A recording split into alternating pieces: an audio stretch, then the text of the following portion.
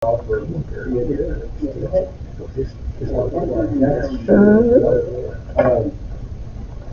to start with meeting call to order, picture call to order.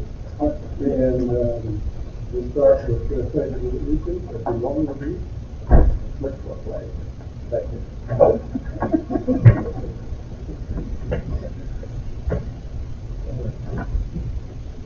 Pledge allegiance to the flag of the United States of America and to the republic for which it stands, one nation, under God, indivisible, with liberty and justice for all.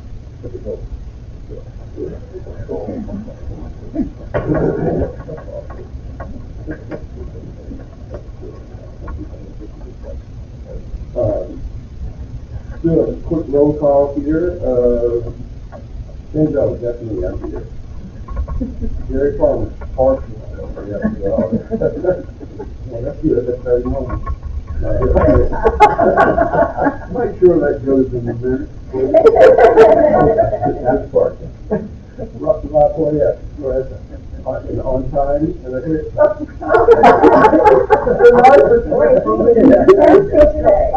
Beautiful tap. Happy New Year, Dr. Miller. And Lady Rosen, yes, you as well. And Sharon Lott, good morning. And Brian Shaw, thank you for being here.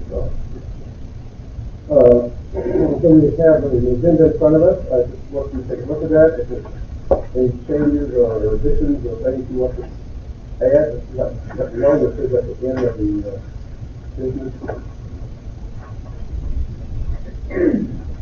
I do have three things that I would do. Let's run them off now. Oh, okay, very good. Just the item itself, not the discussion. Yeah, I understand that. I want to make sure the wording is right. The first one is our transition to our new board member. And the process we've had to go through, and we've done that. So we'll talk about that. The second is that replacement from the and then the North Carolina Collaboratory and uniform, and then the presentation to the council on debt and hearing repairs. Council of debt and hearing repairs. They're both all three of them. Anything else you want? Mr. Chairman, I'll move. Yeah, talk about the addition. Mr. Chairman, I move we accept the agenda as presented. To the move. Is there a second? Yeah. Second by Joel. Any further discussion? All in favor, aye? Totally. All right. So we have a full agenda with the additions on it. Full minutes of March meeting is also with us.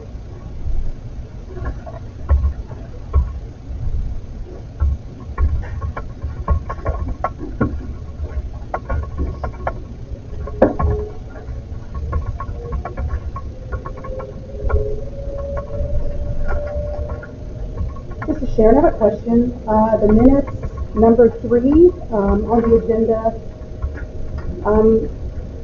it should be moved to where it's flashed to a topic of, I think Rob was supposed to do a presentation, so I'm a bit confused about that one.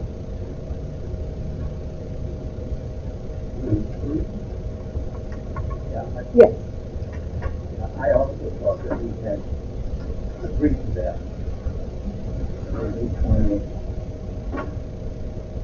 Right. Mm-hmm.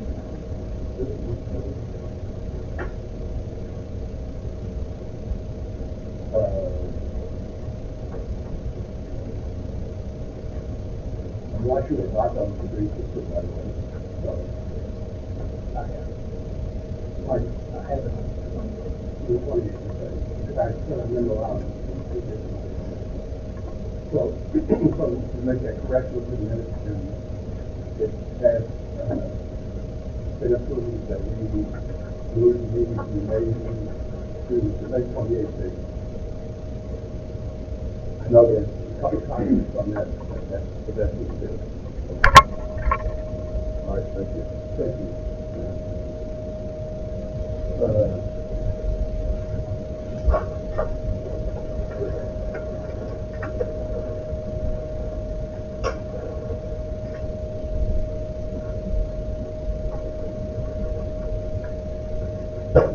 Any further comments on the minutes?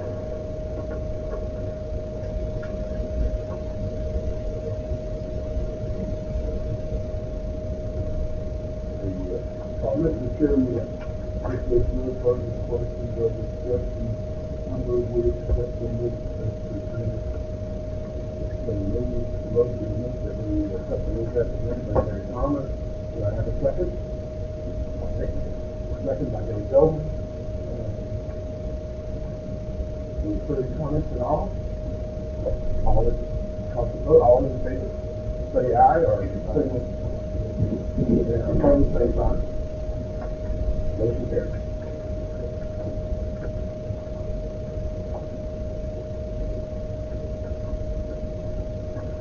We'll move on to our Unity celebration. So we celebrated our quarter 3 student success with some students receiving perfect attendance, our A and B honor rolls, and we are gearing up for our final award ceremony at the end of May, right before graduation, and that's when we will recognize some larger award recipients for Student of the Year, and we base that on academic performance as well as attendance, and certainly we have a few of those that will be distributed at that time. We're excited. We started our second round of ASL classes, and we have 70 participants this month. So far we've had 2 classes, and so we're excited. We actually have some attendees from the Wilson PD as well as the Wilson Fire Department. We're very excited about the program. And then that's it for celebration. Then we move on to student director's report. Okay, I'm going to ask Susan to give a brief overview of our finances.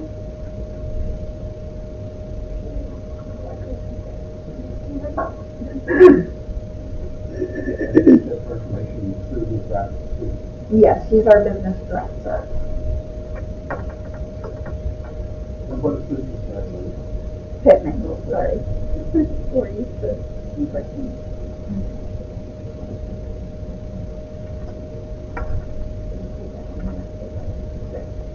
Good morning. Good morning. So my name is Susan Pittman. I know a couple of faces here. I am the new business manager here at the school. I served in this role about 23 years ago. So I have some familiarity with the school and its operation. The school was under DHHS then, so of course a lot has changed to DPI. Now we're fixing to make another big move.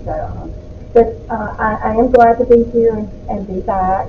I don't know what kind of information you have received in the past regarding school finances, so today is a starting place for us. I may give you too much, too little, but we'll just work together and learn and grow together, and I'll be able to try to be able to provide information in the format that's most useful and beneficial to you.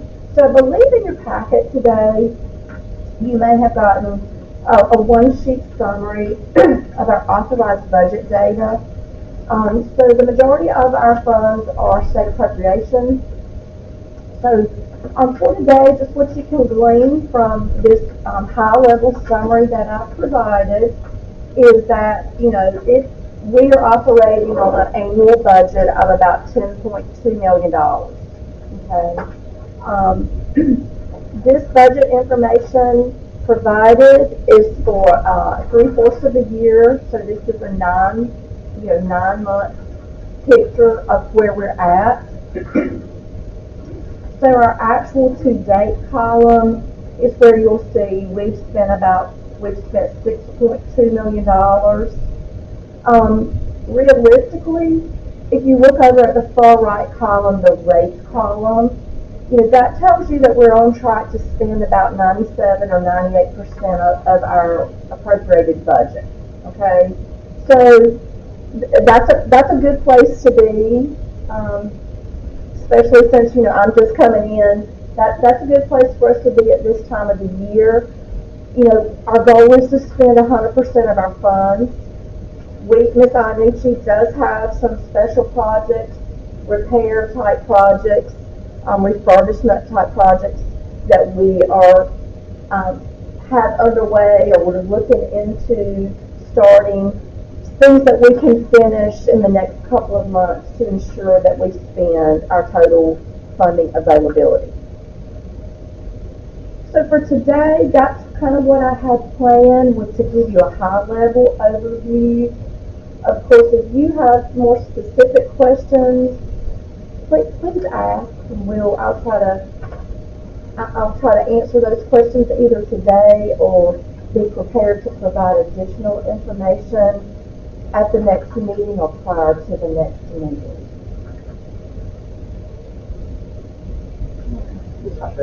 Yes. I really like this budget sheet. Be able to become where we are in the fiscal year. It's really important, so thank you. You're welcome. I concur that. Good. Well, I'm a visual person, so I like to be able to see where we are, and thought it would be beneficial to you as well. Would you mind sharing the board information regarding the monthly reimbursement as well? So the next topic I wanted to go over with you today relates to per diem and mileage for board members. To repeat myself, I've been here about 6 weeks. Okay, so I don't know what you know, or what you have been informed or may not have been informed. But one of the first things I reviewed very carefully was House Bill 11 that became the session law in 2023. And one aspect of that session law related to the residential schools being set up as independent agencies, speaks directly to board members. Okay? So that session law states that board members are eligible for a per diem stipend, if you will, of $50 per day when you're performing in your official capacity, such as at meetings like this, as well as mileage from your home to the school and back. So it doesn't appear that you have been that you've been claiming or receiving those payments that you are eligible for. So today I wanted to share that information. I want to tell you that we're here to help you get set up, established as a vendor in the North Carolina accounting system, which really just requires your Social Security number for payment purposes. Okay? Gary. I'm gonna let you finish first, but I want to ask a question when you have several questions I'd like to ask. Go ahead and finish. Okay. No, it's fine. So, again, I wanted to share that information.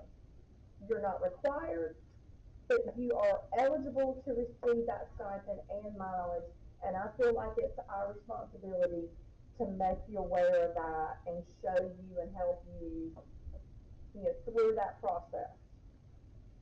So I have, we can talk one-on-one, we can work through email, whatever works better for you, but I want to make you aware there is one form called a Substitute W-9 you would fill out to get you set up, and then I have the reimbursement form that I could have prepared, ready at each meeting, and you could just sign, and we can move that along without any difficulty. So I'm gonna stop there, Gary, please don't ask me a tax question. No, I'm not that smart. But anyway, I was just gonna ask, how do we navigate that, and you just partially answered that before I needed to. And the other thing is, basically, since we've been aboard, we could have done that. Can we go back now and add the 50 every month because we did not use it, or is it, since we're knowledgeable now, do we go forward? And so it's like a stipend, but you add travel and some other things also. So is that what I'm hearing?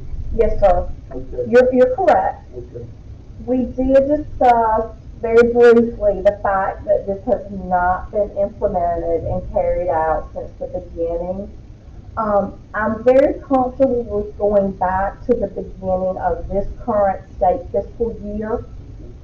If you were interested and wanted to go back further, of course that would include some, yeah, I was going to say that's going to include some approval and involvement of DPI. Go there. Thank you. Yeah. The other thing I wanted to say is thank you so much for something sharing out what folks, he was having to drive 12 hours to come to these meetings unless you can fly and get reimbursed for those tickets. Then it's fine. I'm here often, so it's fine, but sometimes I do fly, and sometimes, I can take the opportunity to see my child, but it's fine. Well, Gary, I can't take credit for that, but You helped a great deal, and she has made a commitment to be here every time she can, and now it's so much easier for her to fly rather than to drive. Yes. And flying is not bad. It's good pricing right now. Oh, no. Not that one. No, not from New York City, no. Welcome. We're so excited to have you. We're very fortunate to have Susan on board. She's been very helpful since her So arrival. we just want to keep her here, happy. We're trying. And we work well together. Yes, we do. And I think for that update, because we had not heard that before. Thank you. You're very welcome, and like I said, those of you who are welcome email communication, I can send through email if you'd rather have paper. The paper form, I have some blank paper forms today, but I think, Dave, you may not have received it yet, but we have, your check has been issued for some travel to Raleigh, just last week. So we can get it set up and make this happen on a regular recurring basis for each of you, and we're happy to help. Appreciate it. Glad to hear. So is our next step today to get some information, or is it like, maybe I just wasn't listening enough, but like, what is our next step? If you have time today and want to sign the form, that will be the start. Now, Dave, you're already set up with that substitute W-9, so you'll just sign this form. Everybody else will need to complete the substitute W-9 form, which I forgot to bring over, but I can get those and pass those out, or I can email them to you, whichever. If you have 5 minutes or 2 minutes and want to just see me, I'll be here. We can sign this form and make sure we get you set up for the reimbursement, okay? Yeah, if you don't mind, Ken, I'm Brian Charlton, Board Attorney, and delighted to have you here. Okay. And this is actually this is what yes, this is now saying we just have a much better feel for where we are. Two questions I had. First is just going to be generally, what type of flexibility is there to allocate expenses or reallocate expenses. Okay. So, there's significant flexibility in the categories other than the personal services. Okay. So, the top line where you see personal services, and I just kind of indicated that that's salary and fringe account. There's very little flexibility there. Okay. The only flexibility in that category is if we have salary monies that are not spent when a position is vacant. Okay, that is called lapsed salary, and we can utilize those dollars for one-time, non-recurring expenditures if we have a need. A good example is if we have to hire a temporary employee to fill in when a position is vacant, then there's flexibility to use the dollars appropriated for that salary for that temporary employee. Okay, that is an example. In the other categories, the purchase services, supplies, property, plant, equipment, and other expenses, those monies there is flexibility to move those monies among those expenditure categories if that answers your question. Well, yeah, and I don't need to know the details, Okay. but I just know it jumped out of these that the personal services, Yes. there's a big unencumbered aspect. So we the other part, we're over encumbered. So we are utilizing those available lapsed salaries dollars, that funding in personal services. We are utilizing that this current state year to cover expenditures for projects such as new carpet or paint or improvements that are needed. So we are working to utilize all of the funding. Yes, sir. Great, and you take the details. Yes, sir. The second question was, but you've got a lot of experience, which is great, but are you working with DCI now, or are you transitioning to work with DOA? How's that going? If you don't want to talk about it too much in public, that's fine too. I am working some with DPI. Fortunately, I have some knowledge and experience from way back. Okay. And I do have 30 years with state government finance, so that is what's helping carry us the most. The transition to DOA, we will eventually get there. Well played. I think there's a lot of unknown. Yeah, the transition. We have known and unknown. Right. We are having about bi-weekly. We have meetings with the state agencies, DPI, DOA, OSC, a whole bunch of various agencies, and Susan, Simone, we are HR director, and myself were attending all those meetings. And then the HR department will break off with the DOA. Sometimes the DPI is involved in those smaller meetings that are more content-based for HR or for the business office. So we're having a lot of meetings right now to make that transition happen and be ready for it on July 1. We actually have a meeting today at 11 to one of the bigger agency meetings today. Yeah, that's great. That's all I can do about those meetings. You know, if during that process you identify anything that needs a legislative fix, be sure to raise it there, and hopefully it's not. If all goes, it's a matter of working with the people and following the places. But if there's a roadblock that's legislative, you can't do this. You have to do this. And there is a memorandum of agreement to be drafted between DOA and the school. Yes.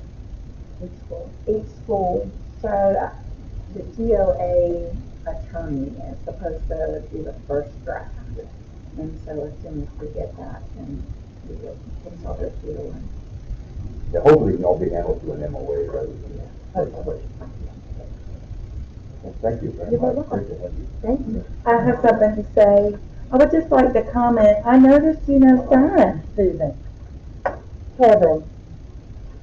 Was that Kevin? No, that was she. Oh, I'm sorry. I thought it was Kevin. I saw you looking over there. I was just surprised that you know sign. That's good. I remember a little bit from way back. That's nice. And Kevin's in the back with his hand raised.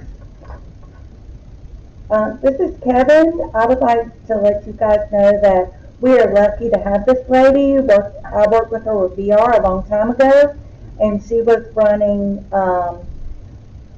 she had a huge budget. I had over 1,000 people working under her, so she brings a lot of experience. It's good to see her here, and she's back home because she was here a long time before.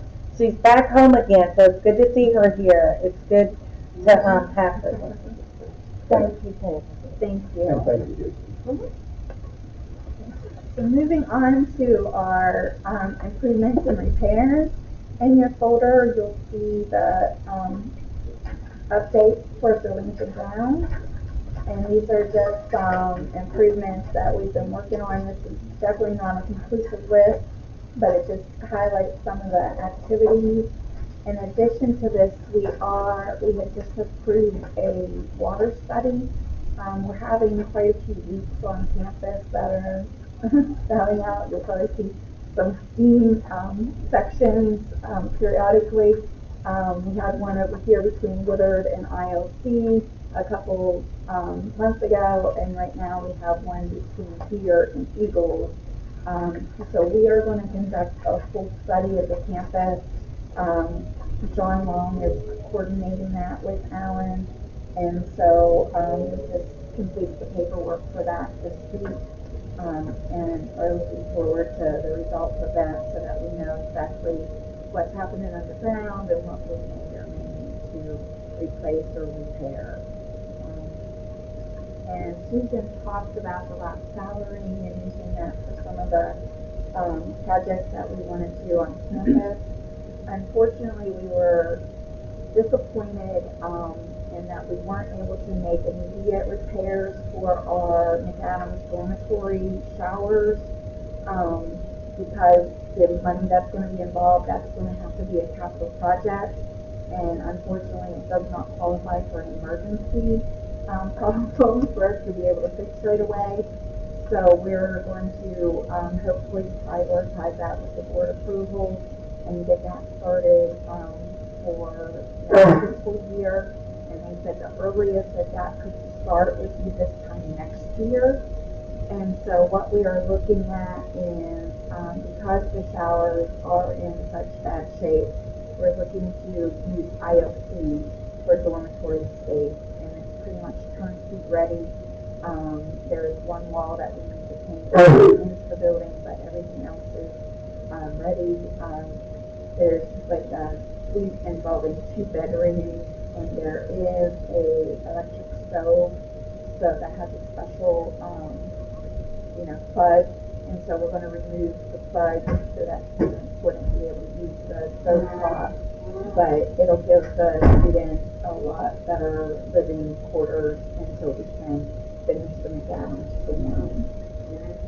That's the plan for next year. And so we're hoping that we'll grow our residential program and increase our students where we'll be able to use and reopen the following year in newer conditions. And the reason to not look forward with the McAdams showers on this, because over the allotted amount that we're able to spend in-house. It has to be considered a capital project. what is it now? I $200,000. think it's 130,000, but it depends on the circumstances. That's all. Yeah.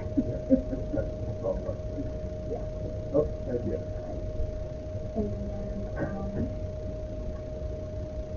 so we have a new hire, and his name is Alan Burt. We are going through the background check right now, and we'll hopefully have him on board here within the next couple of weeks.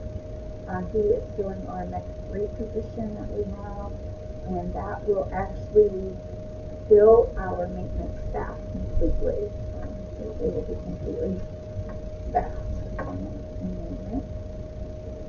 And then we're looking to, we're throwing out some dates right now and looking to do a job fair for some of our positions.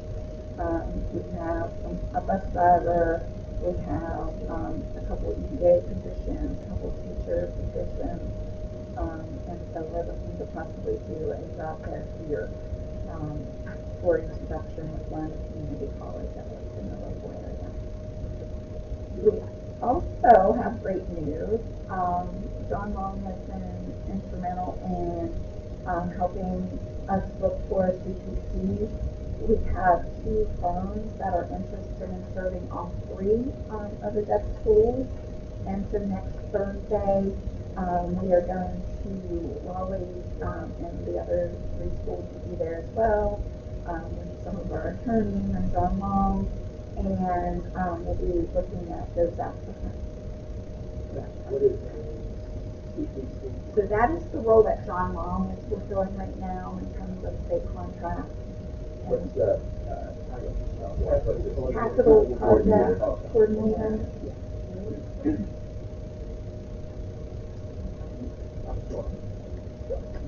That's okay, no. I had to think about it for a second. Okay. We've already talked about our DOA transition. We've actually received our own employment identification number. We've applied for our tax exempt number, and we're establishing that EMPFD account with Truist to be able to get some funds and use our funds, local funds. And petty cash checks and so forth. We ran into a complication with cashing a petty cash and check from UPI because it said petty cash. So we weren't able to get it on Wells Fargo, even though we have an account, because it's under DPI, it's not under the school directly. And so then I took it to the state credit union thinking, okay, I have an account there, and the state credit union, we'd be able to get it done. We weren't able to do it there because the week prior, they had stopped accepting petty cash checks. So it took us a little while, but we have a process in place now, and Truist Bank is cashing them for us. Everything has been a process. And I know last meeting, I basically indicated that a lot of the reclassifications of jobs and restructuring some of those responsibilities was on hold because we were running into some things with UPI. That has jump started as of last week, and we are moving that process along. So Simone has been hard at work making sure that our positions are what they need to be in order to receive the information that we're required to have to make the school run smoothly.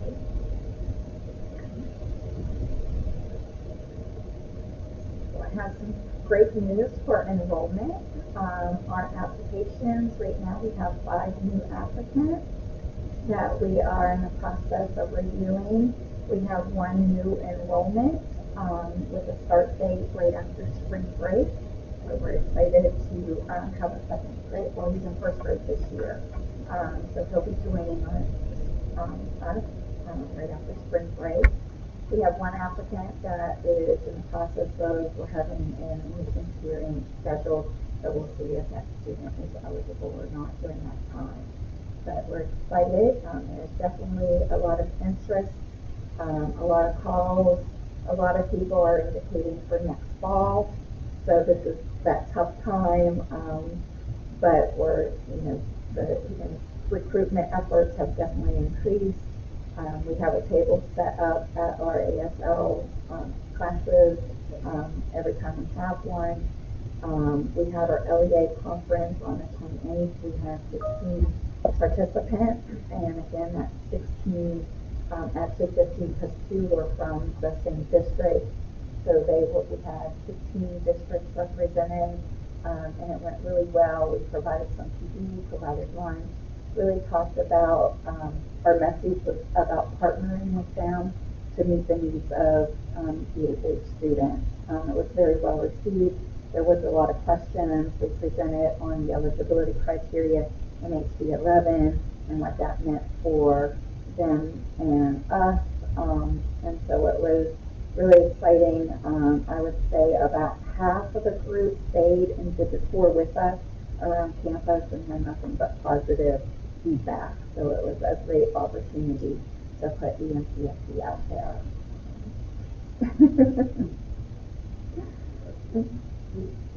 And then, let's see. So moving forward, we are looking to have an application week where it just encourages parents to bring their applications and opportunity to tour the campus and have like a Q&A opportunity for them. So that we're in the process of scheduling that and hope to have that soon. The month of May would be ideal, but the month of May is extremely busy with testing and end of the year activities. So we may have, and then the 60th anniversary celebrations at the end. So we're at the end of the month, so we're really gearing up for that. So unfortunately, we may have to wait until like a June to have that, but that is something we definitely want. We have 36 students registered for our Operation Accelerate, which is our 2-week summer program. And those 36 students are all from various counties and would be new to EMCSD. So we're hoping that their participation in the summer program will result in some additional applicants for the school year as well.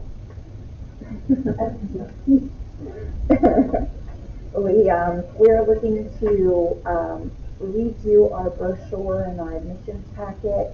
We had an event that we wanted to be able to get a admissions brochure out real quick.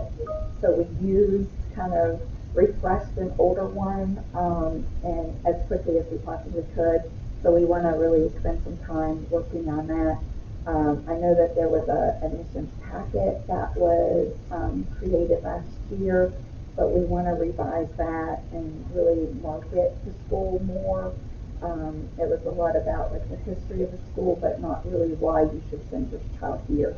So we want to add that language in there and just let people know what EMCSD is all about and the privileges that the students have when they're here and being in growth and sign language and just why they should come to us. Excellent. Okay. And then we're looking, unfortunately we missed the Deaf Expo this year, but we're looking to participate in the Deaf Expo next year and have a table there. So hopefully just again getting EMCSD out there and information about the program. So where is the Deaf Expo? It's in Charlotte, I think. Greensboro. Greensboro. I'm sorry, Greensboro. I know it was out that way. Yeah. And then we're looking to, once we get our brochures and our packets, really working with the local audiologists that serve the 52 counties that we serve and getting information to them so that they can make it available to their clients as they come in as well. That's kind of our plan moving forward and some different events that we want to create and build. I was just going to say this is excellent. Not only the computer celebration, but also the things we do on trying to progress the tool itself in terms of having deaf students come here. So really appreciate that. Thank you. Really. And as part of that, just building relationships with stakeholders, we have developed an MOU for the Wilson Police Department and the Wilson Fire Department to use Eagles and our track and field for training. They have used Eagles in the past, so the track and the field would be an addition to that for the next coming year. We've also established an MOU with Sally B. Howard to use our track and field for next school year. as well as, the two schools are working together to become our reunification spot if we would have to evacuate our campus or they would have to evacuate theirs. So, they just sent me an email yesterday wanting to invite me to their campus so we could kind of see where the spot would be for us to go, there in case of an emergency. So we're going to be scheduling that either tomorrow, or the week after our spring vacation. And we would have to approve that as a board. The MOU, The, like, MOU means memorandum of understanding. mm-hmm. So is that like a formal agreement, or is that just I don't believe the board would have to approve that, but, you know, we've had some established in the past, and so this one's a new one. But the one with the Wilson PD and, Wilson Fire is just adding the track and field. They've always used the Eagles building for some of their. I don't think the board has to approve it, but we need to acknowledge the other, to make sure we have the right process. To say that like that. I guess I'd have to, if you could shoot it to me, would have to see, and does that actually involve, does it authorize the use set dates, or how does that work? So I think there was an approval process for that. I just have to go back and look at our policy on facility use. Yeah, I thought the facility use was under the executive director. And it may be, I just don't have it. Could be mistaken on that, but. Yeah. I know that you rejected it, they didn't appeal to the board. I can't remember whether you accepted, whether it's fine. If you could shoot that to me, then I can run it by them. It's like Tim said, I served on the board with the county school board, we never approved or rejected facility use agreement. We were told about it, but it was up to the executive director who would superintend and make a decision. And assuming that's the way it is, that at your level, maybe a good approach to see what you get informed. You know, that when you have one, inform the board, and the board's aware of what is out there, and you can, then if the board is concerned with it. Well, it's progress, yeah, Yeah. We did have a discussion about the Sally D. Alva situation early, and the biggest concern was the use of the rear gate, back gate, and that's what we wanted to particularly have. And some of us expressed our great concern about the use of that gate. And we have a front gate now, and it would be, from a safety standpoint, security standpoint, best to use the front gate for those purposes. And that was what our discussion was a lot about, was whether or not it was a security risk to access that back gate into.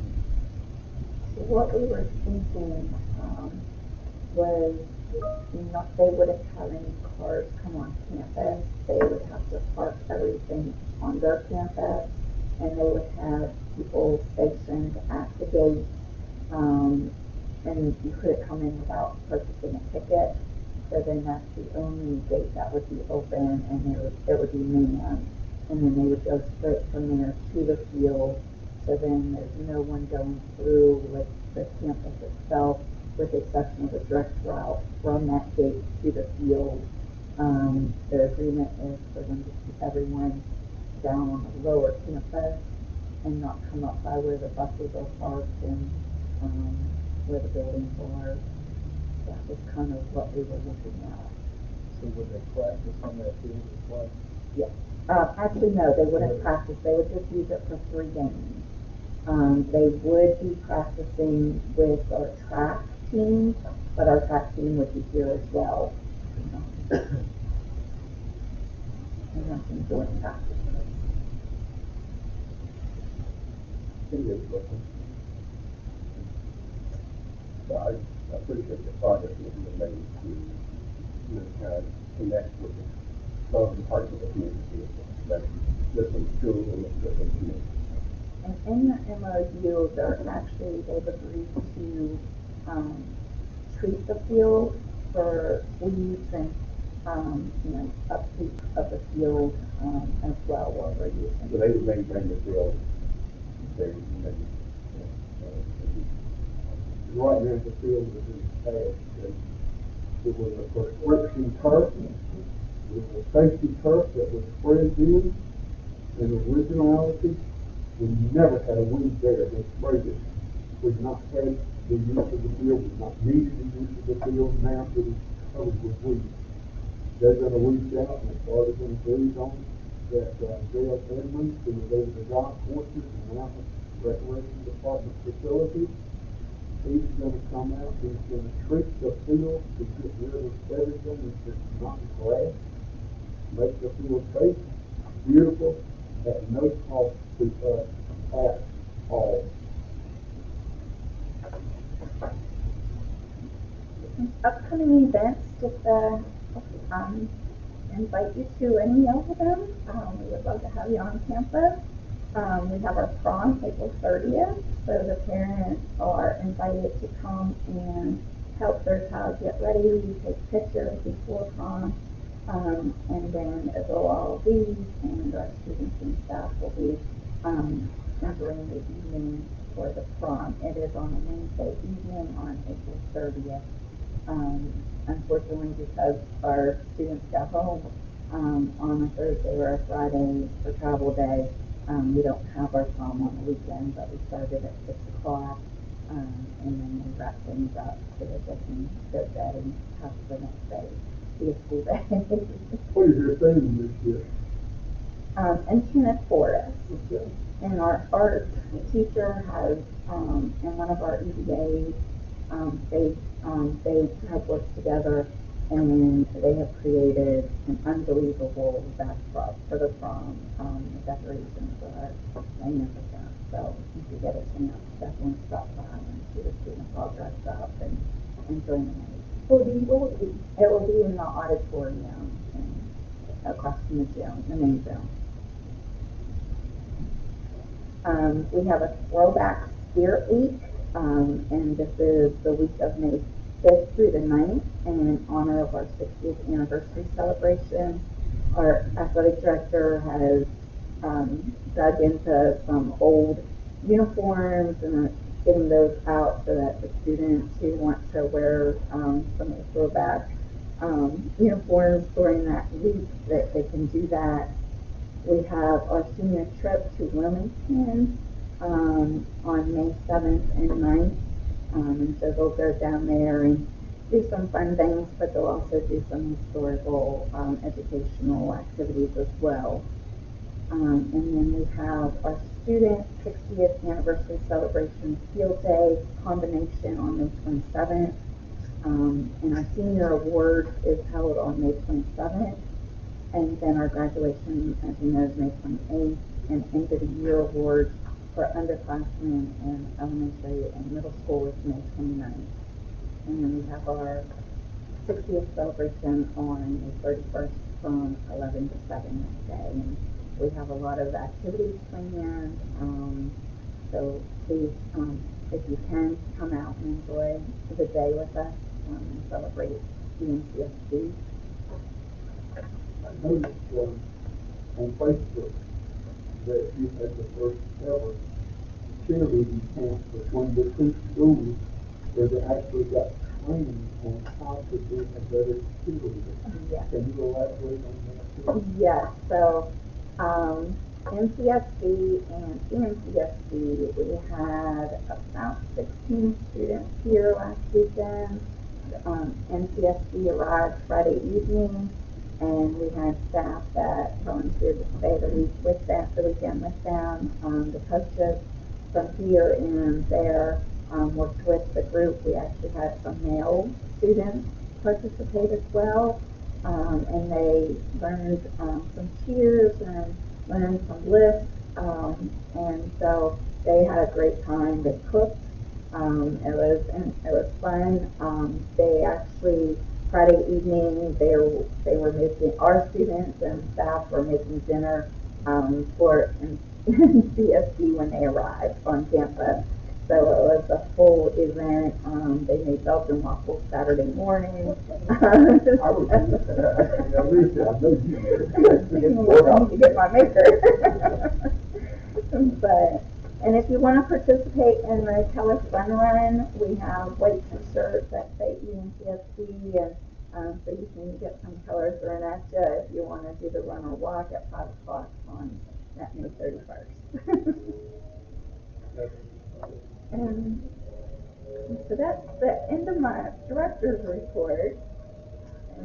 That was a very complete report. It's good to hear all the things that the school is doing. I just hope we can have it advertised, if you will, through the local media, and there, I know most of it's going to be on Facebook. So I even think to have, like, maybe a meeting here or something in the story. Right. It'd be good for the newspaper, not everybody looks at the newspaper, but it's still for local for. We are also, we're purchasing 20 signs of the, you know how they have the election signs with the things, so we've got 25 of them that we're going to put around. And then we also have invites that will be going out to a lot of our representatives and local officers and politicians and just our alumni. You should be receiving one. So we had a save the date announcements and stuff, but we'll have a formal invite as well.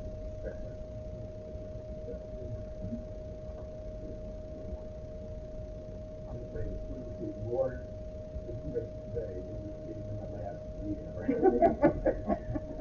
I'm saying that complimentary. Anything else? Just the new business items. Okay.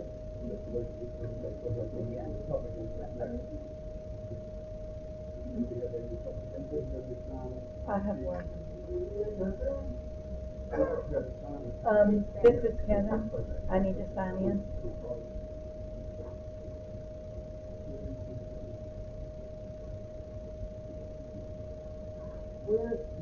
Who wants it?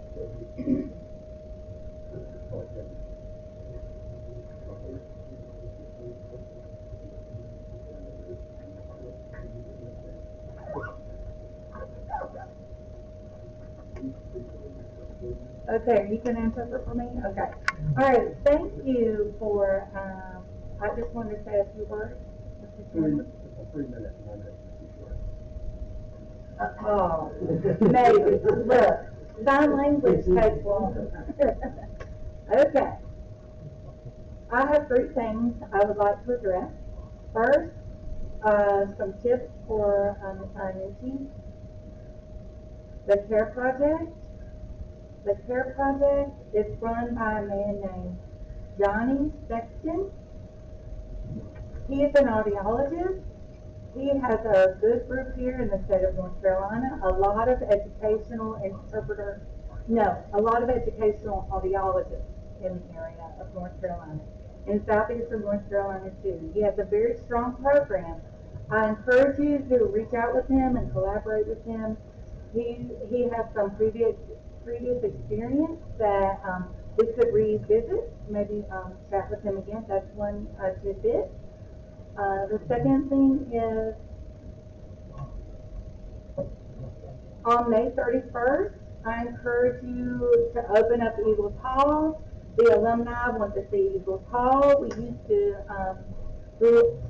used the school there. We were in the dorm there, and there are different things. But open up part of it, a small part of it, that might satisfy a few people's wishes. The third thing is at Gallaudet University in Washington, D.C., they required all of their students to be able to swim due to many deaf people drowning. So I encourage you to think about bringing back the swimming pool. It's needed. So I encourage you to think about bringing back the swimming pool and the swim there. Thanks.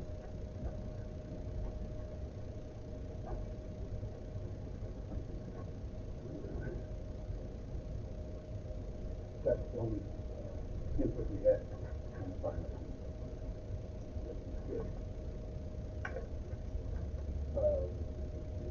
We're going to new business. The new business, I just wanted to bring up our Internet Safety and Ethical Use Policy, 9-095, and this policy was pretty much in effect. The only thing that really changed was the deep fakes, and this policy is really driven by North Carolina state law and DPI requirements. And the addition of deep fakes is just I don't know if you're familiar with what a deep fake is, but it's when you take somebody's body and put someone else's head in it. So, like for instance, if you're sending, something with someone stealing something or a news picture or something, and you put someone else's head on it and then send it out, that's considered a deep fake. And so we were required to add that to this policy. Okay. And then the leave policy that we looked at a while back, or the last time, we had, because we have 115C employees and 126 employees, and they do not have the same type of leave time. For instance, the 115Cs and 115s have 2 personal days a year, and the 126 has 1 personal day a year. So we had to put the different categories in there in regards to what the leave policy meant for those individuals.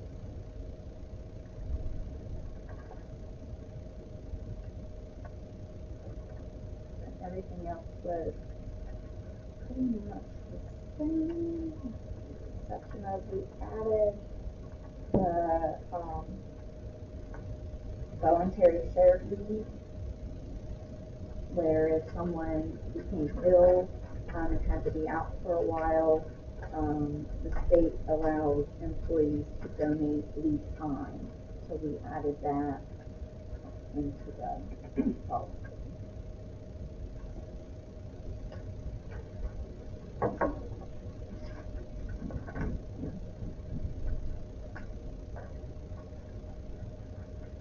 Questions on either of those?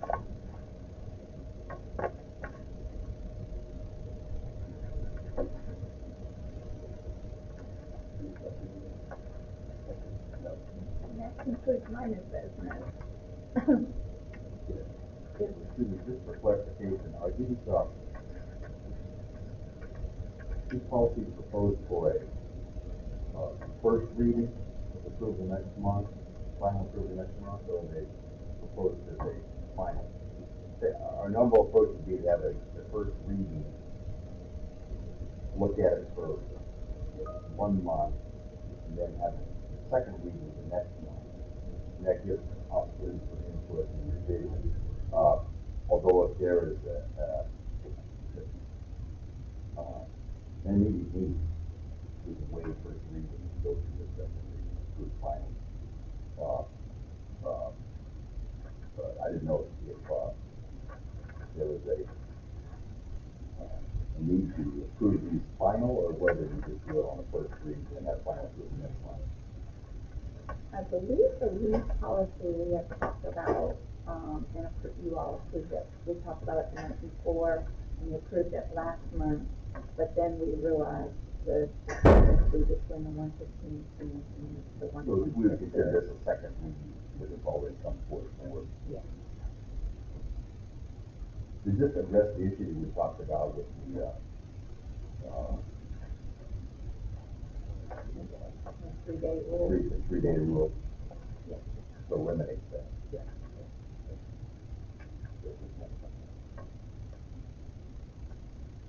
Being a policy, is that something that we have decided that this is the second read or first read that has an addendum?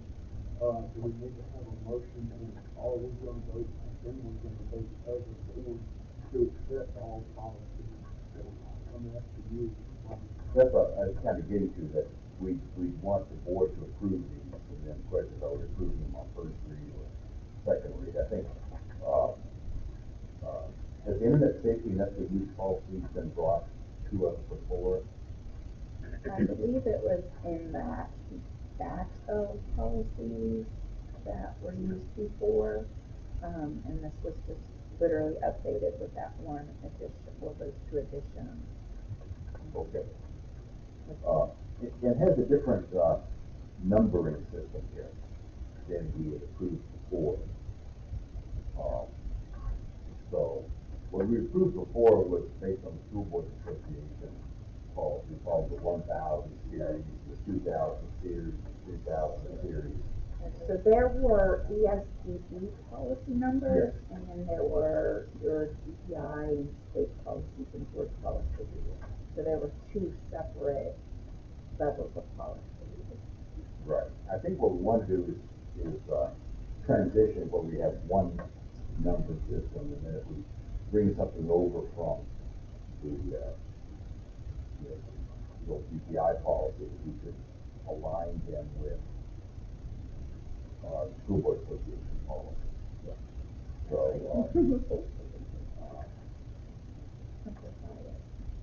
yeah, I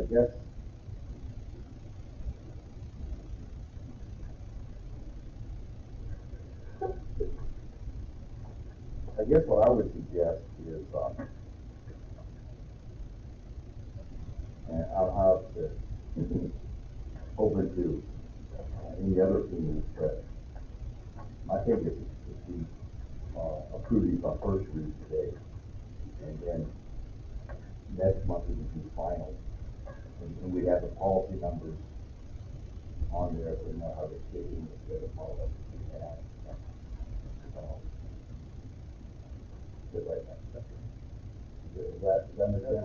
Yes, that's right. So we approve these first read, we have a board vote, through first read, bring back next month for final approval, second read. And it also gives the board members a chance to look at this if they have any questions. Yes, absolutely. So it's it builds in a review process. So let's approve these on first read, if the board so wants. And then at the second read, we can correlate the numbers. Because we might end up, there's this internet safety ethical use policy. Do we have another policy we've already approved dealing with internet safety? What's that number? How does this interact with that policy? So if we do first read this month, and the second read, we can clear all that up and align. Is that okay?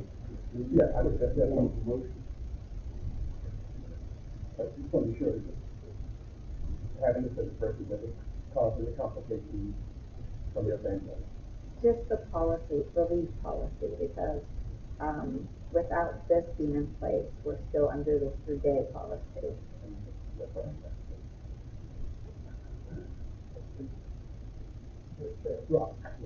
We could, in order to solve that problem, I believe it would be given to us to pull out and officially eliminate the 3-day policy. And then we can approve this one first reading and move forward. Is that 3-day policy?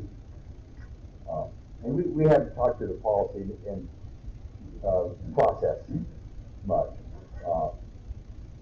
One way that's useful to do it is if we have a change, we have the old policy and then have the revisions shown.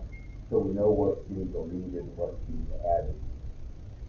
That whole policy was pretty much focused on the 3-day rule. So it's almost completely separate. So what we could do is just eliminate that. Exactly. Mr. Chairman, we talked about this 2 meetings ago. Right. And then I forwarded information Yes. to y'all regarding the 3 days and how we eliminated it as a community college at 7%.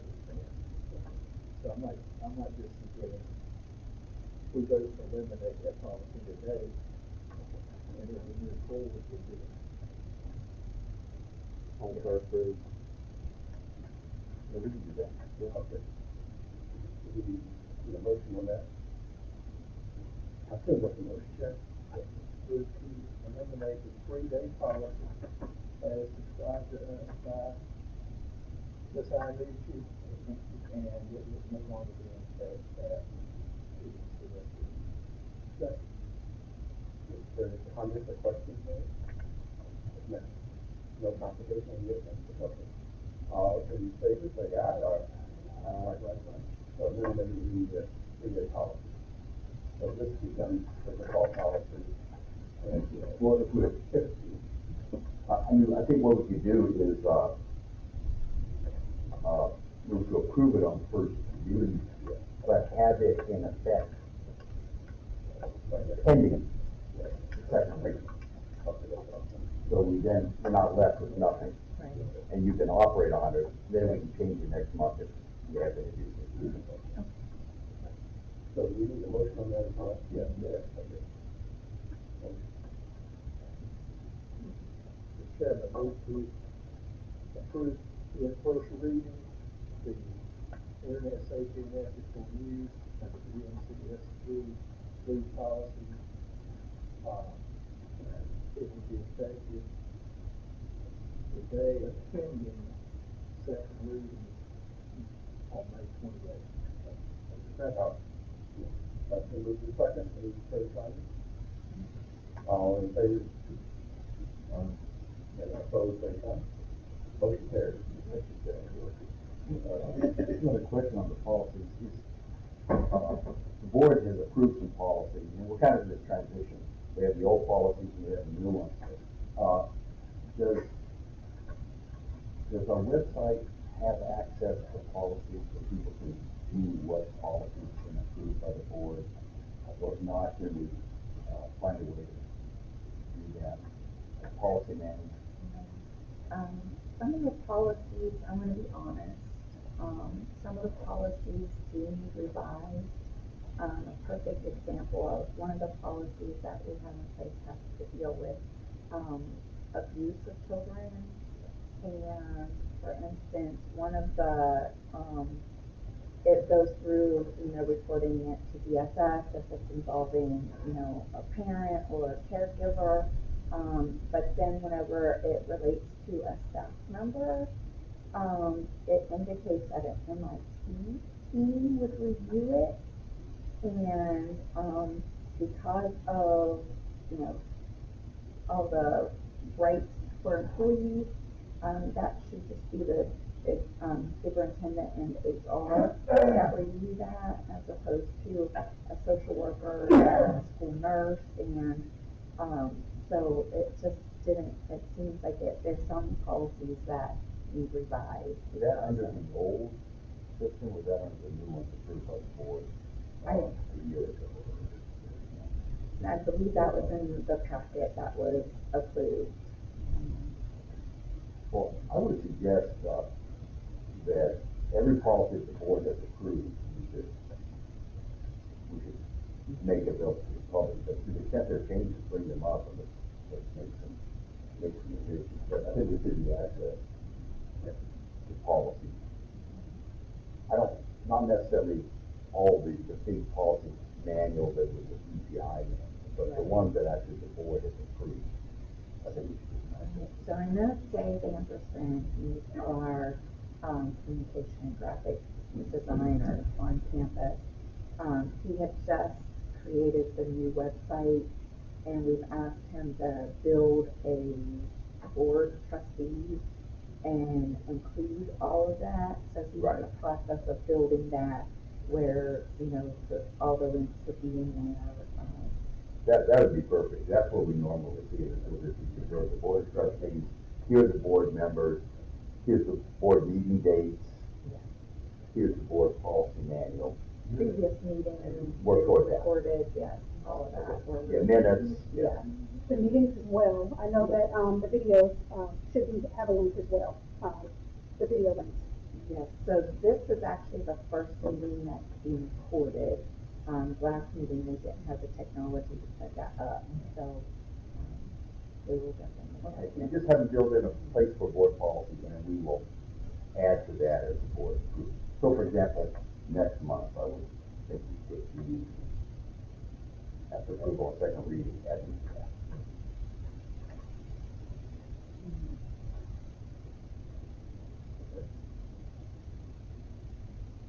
New hires, we talked about new hires and, sorry, this is the Yeah. They get that.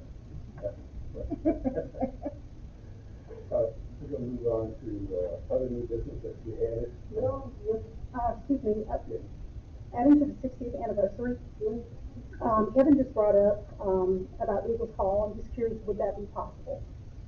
We will have to look at that from a safety perspective.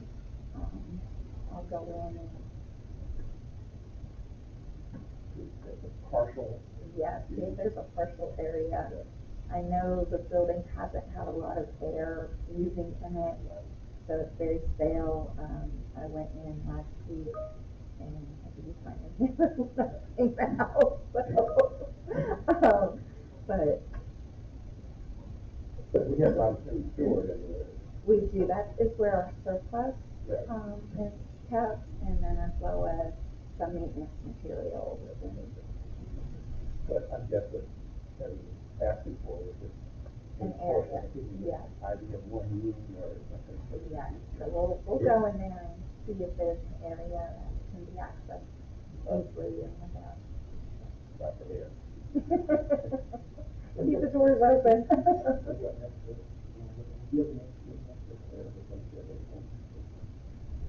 We are looking to do a little bit of, the building is starting to deteriorate, one because of the air from the inside, but also from the outside. So we're looking to just kind of clean up the outside of the building, and paint the eaves, to try to keep that building from deteriorating more, until we figure out what we want to do with the entire building, but keep it at least in a state where, it can be used again. That's your question. We move on to, we added, three things, two things that Gary wants to do.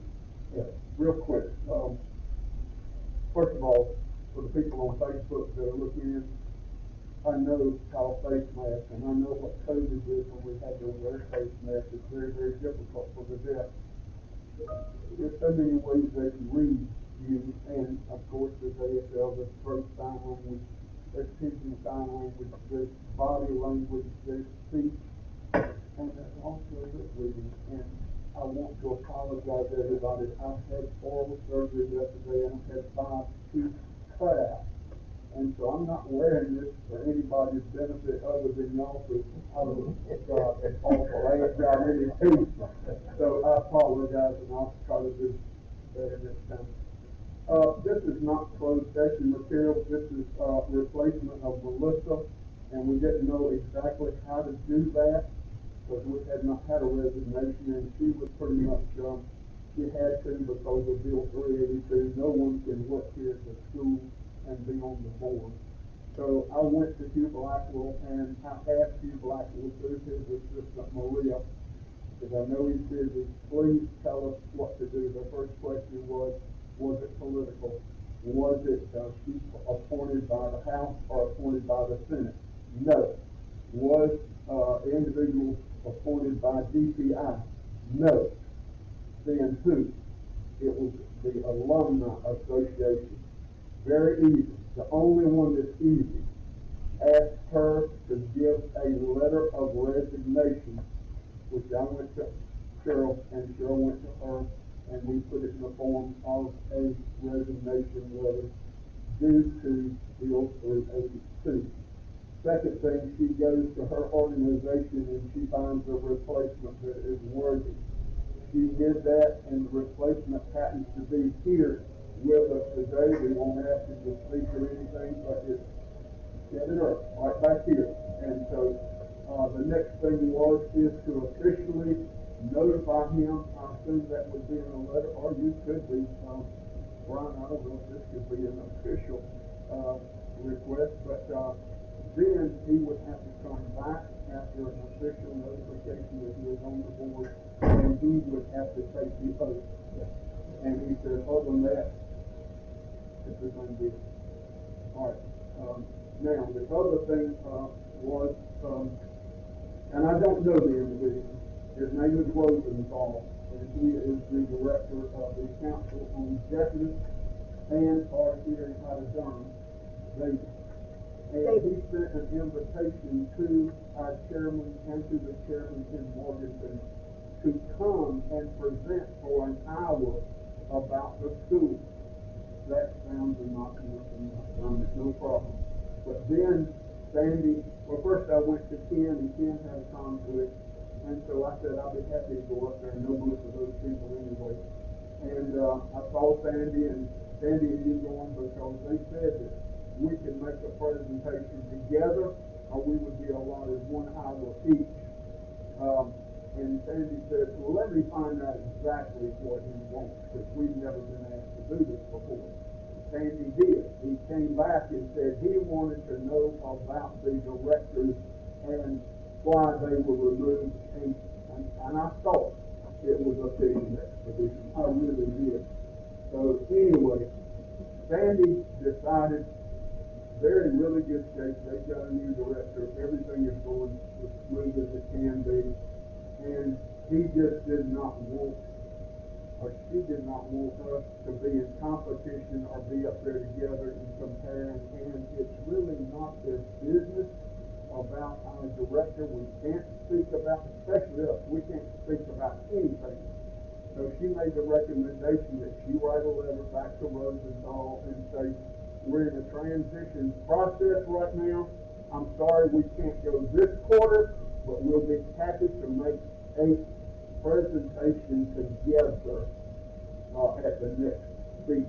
So she did write that letter. We have had a reply from Rosenthal, David, and it says basically, oh, we're disappointed, but yes, we look forward to seeing you at the next quarter.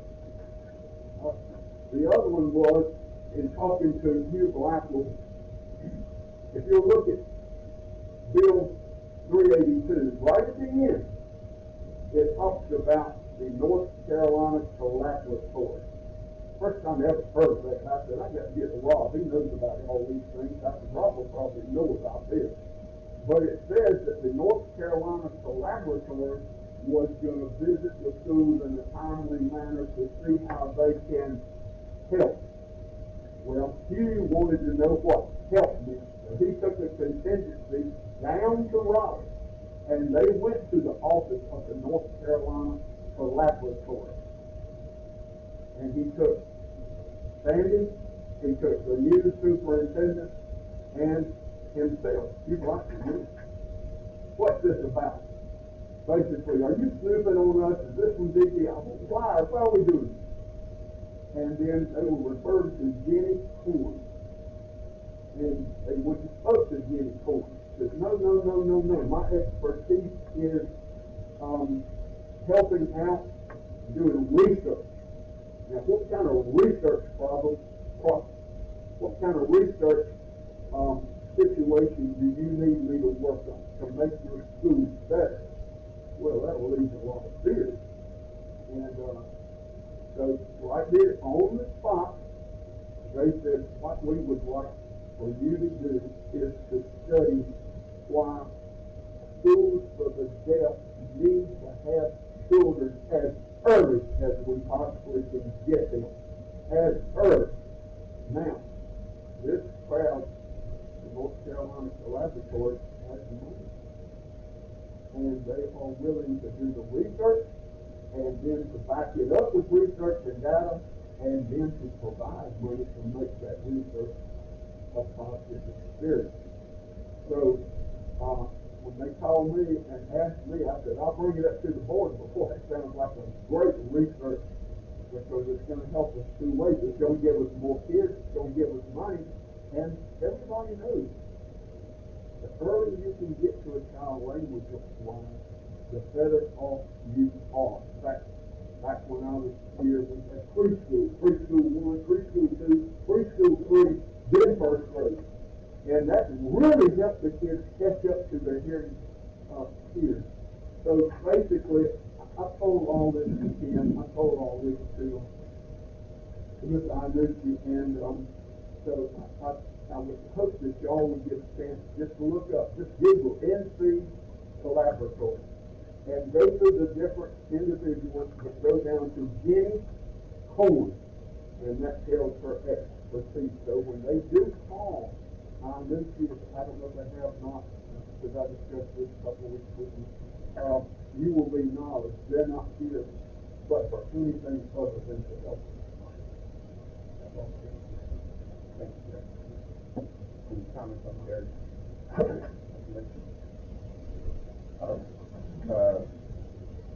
And that concludes our regular normal session. We will now go on to closed session. Yes. Now we're going to go into closed session, but I need a motion to go out of open session into closed session for purpose of The employee, personnel matters, and attorney-client privilege. I'll make a motion to go down and move the discussion by Gary. All in favor? Aye. Opposed? Same sign. Thank you.